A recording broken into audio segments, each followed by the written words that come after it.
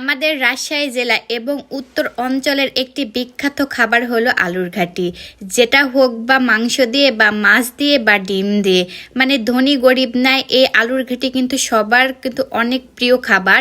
আর এই আলুর ঘাটি যে কোনো অনুষ্ঠানে কিন্তু আমরা তৈরি করে থাকি।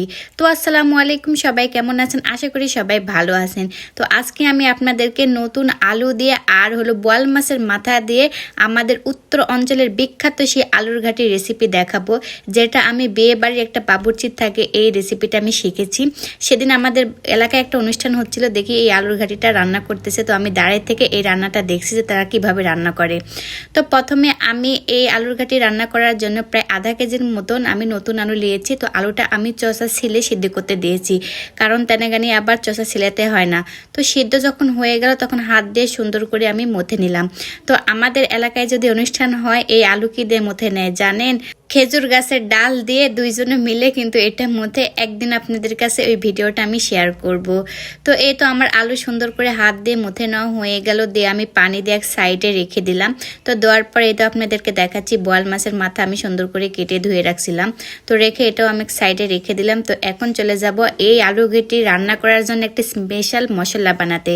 তো তার জন্য আমি নিয়েছি ধনিয়া, জিরা নিয়েছি, ছোট এলাচ দিয়েছি, আমি গোলমরিচ দিয়ে এগুলো হালকা ভেজে তারপর আমি 1 চামচের মতন দিয়েছি রাঁধুনি মশলা দিয়ে এগুলো আমি ভালো করে ভেজে নিয়ে বেটে নিয়েছি।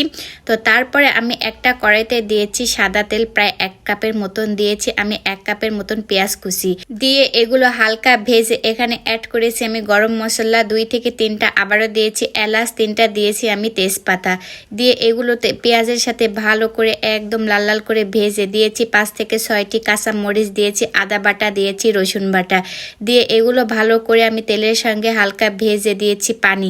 তো পানি দিয়েছি কারণ মশলা কষিয়ে নেব সেজন্য। তো তারপরে দিয়েছি পরিমাণ মতো লবণ, দিয়েছি মরিচের গুঁড়া আর দিয়েছি আমি হলুদের গুঁড়া দিয়ে এখন আমি ভালো করে মশলাটা কষিয়ে নেব 1 থেকে 1.5 মিনিট। তো 1 থেকে 1.5 মিনিট পরে দেখেন মশলা থেকে কত সুন্দর মানে তেল উঠে আসতেছে। এই পর্যায়ে আমি যে মাছটা ধুয়ে কেটে রাখছিলাম সেই মাছের মাথাগুলো আমি দিয়ে দিলাম, বোয়াল মাছের মাথা দিয়ে এখন এই মশলার সাথে আমি 2 মিনিট সুন্দর করে মাছটাও আমি মানে ভাজিয়ে নেব, সুন্দর করে কষিয়ে নেব।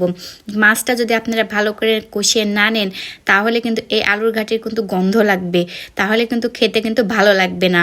মানে এই আলুর ঘাটির মেন জিনিসটা হলো মাছটা ভালো করে কষিয়ে নেওয়ার। তো আমি এদিকে ভালো করে পেঁয়াজের সাথে মশলার সাথে ভালো করে আমি ভেজে নিলাম। তো নেওয়ার পরে এখন আমি মাছটা যেহেতু শক্ত আছে, বোয়াল মাছের মাথা অনেক শক্ত হয়, সেজন্য আমি পানি দিয়ে আবারও 3 থেকে 4 মিনিট আমি এটা জাল করে নেব সিদ্ধ করা নেওয়ার জন্য। তারপরে যখন ভালো করে একদম সিদ্ধ করা হয়ে গেল তখন আমি এখানে যে আলু আমি ভেঙে রাখছিলাম এবং পানি দিয়ে রাখছিলাম সেই আলুটাও আমি এখানে দিলাম। তো দিয়ে এটাও আমি 3 থেকে 4 মিনিট সুন্দর করে কষিয়ে নেব। আর এই ক্ষেত্রে কিন্তু আমি একটু সরিষার তেল দিয়েছিলাম, তো এইটা ভিডিওতে আমার ওটা হয়নি, তো আপনাদেরকে আমি যেভাবে রান্না করতেছি সেভাবেই বলতেছি। তো দিয়ে আমি এটাও 3 থেকে 4 মিনিট সুন্দর করে কষিয়ে নিলাম। নেওয়ার পরে এখন আমি ঝোল দিয়ে দিচ্ছি। তো ঝোল দিয়ে এখন আমি কিছুক্ষণ এটা জাল করে নেব। তো এই দেখেন প্রায় আমার আলু ঘাটিটা হয়ে গেছে, আপনাদেরকে দেখাচ্ছি কেমন এটা ঘনত্ব হবে। তো তারপর একটু নেড়ে চেড়ে যে মশলাটা আমি ভেজে রাখছিলাম সেটা আমি গুঁড়ো করছি, প্রায় আমি এখানে অর্ধেক গুঁড়ো দিয়েছি আর অর্ধেক গুঁড়ো রেখে দিয়েছি বাকি রান্নার জন্য, মানে পুরোটাই আমার লাগেনি। মশলার গুঁড়োটা দিয়ে এখন সুন্দর করে নেড়ে চেড়ে গুঁড়োটা যেন আলুর ঘাটির সাথে মিশে যায়। তো মিশে গেছে, এখন আমি ঢাকনা দিয়ে ঢেকে দেবো। এদিকে চুলাটা আমি অফ করে দিয়েছি। তো ফাইনাল লুকটা দেখেন কতটা মানে সুন্দর হয়েছে, একদম বিয়ে বাড়ির স্টাইলে হয়েছে। তো আমাদের এই আলুর ঘাটি রেসিপিটা কেমন হয়েছে অবশ্যই কমেন্ট করে জানাবেন। আর রেসিপিটা ভালো লাগলে লাইক, কমেন্ট, শেয়ার করবেন। আজকের ভিডিওটা এ পর্যন্তই।